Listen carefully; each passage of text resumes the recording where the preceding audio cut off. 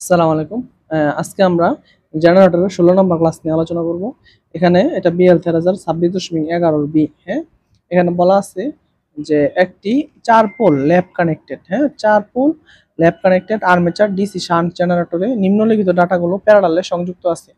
তাহলে 5 kilowatt geyser আছে, এটা রেটিং হচ্ছে 250 ভোল্ট আর 2.5 লাইটিং লোড আছে কিলোওয়াটের, এটার হচ্ছে কত 250 ভোল্ট।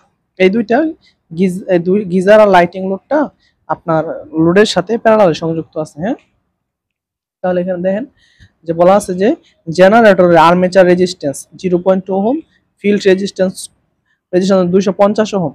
আর্মেচারের স্লটে মোট 120টি কন্ডাক্টর আছে।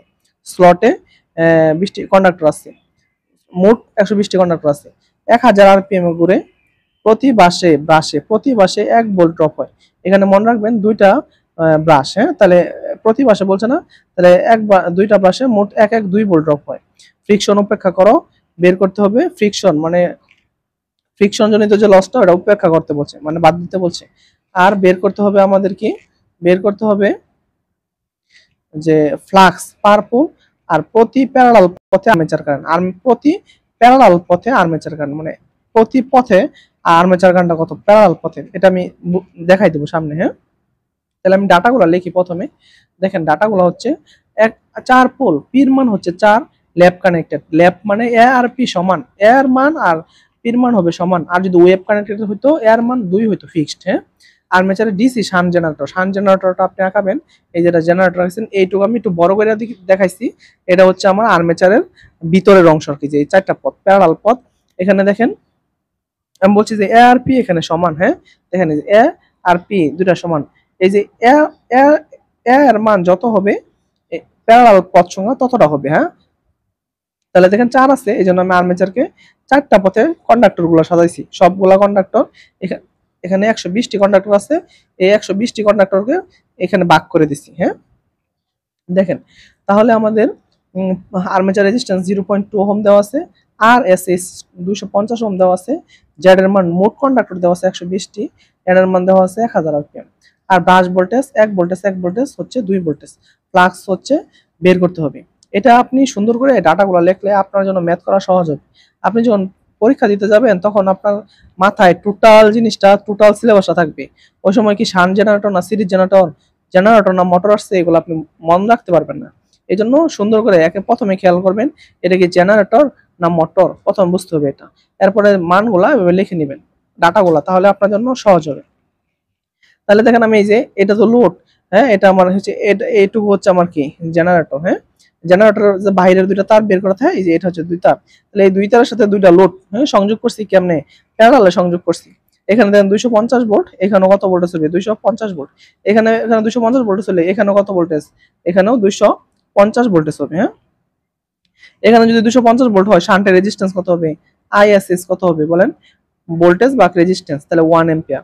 তাহলে দেখেন এই যে আমি এখানে বের করছি। হ্যাঁ, 250 বা 50 250 সমান সমান হচ্ছে 1 এম্পিয়ার। গিজারের ক্ষেত্রে আমরা জানি কি এটা গিজার 5 কিলোওয়াট গিজার। হ্যাঁ, আমরা জানি সূত্র কি পি ইকুয়াল টু বিআই।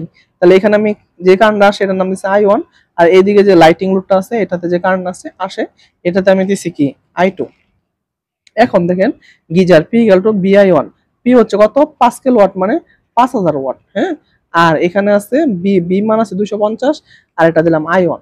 তাহলে এখানে 5000 ভাগ 250, তাহলে এটার ভাগ দেন 250 দিয়ে, ভাগ দিলে কত আসে 20 এম্পিয়ার। তাহলে I1 এর মান হচ্ছে 20 এম্পিয়ার।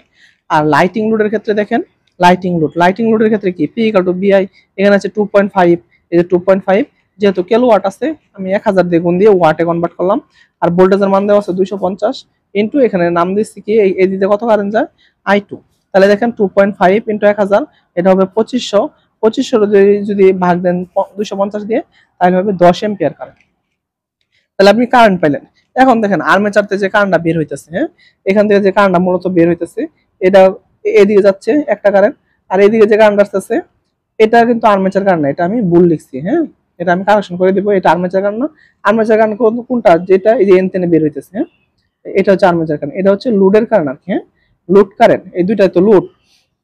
তাহলে দেখেন এখান থেকে মোট কারেন্ট কারেন্ট দিচ্ছে এই যে একটা, এখান থেকে যাচ্ছে এই যে একটা, আর একটা কারেন্ট যাচ্ছে কোথায় এই কারেন্টটা। তাহলে যদি এই 3টা কারেন্ট যোগ দেন তাহলে কি হবে আর্মেচার কারেন্ট হবে। আর্মেচার থেকে যে বেরোতেছে এই শান্টে কারেন্ট যাচ্ছে, আর এই লোডে যাচ্ছে, এই লোডে যাচ্ছে, এই তিন কারেন্টের যোগফল হবে আর্মেচার কারেন্ট। তাহলে দেখেন এই যে আর্মেচার কারেন্ট, শান্টের কারেন্ট যোগ লোডের প্রথম লোডের কারেন্ট যোগ দ্বিতীয় লোডের কারেন্ট। তাহলে দেখেন এইটা 1, I1 হচ্ছে 20, I2 হচ্ছে 10।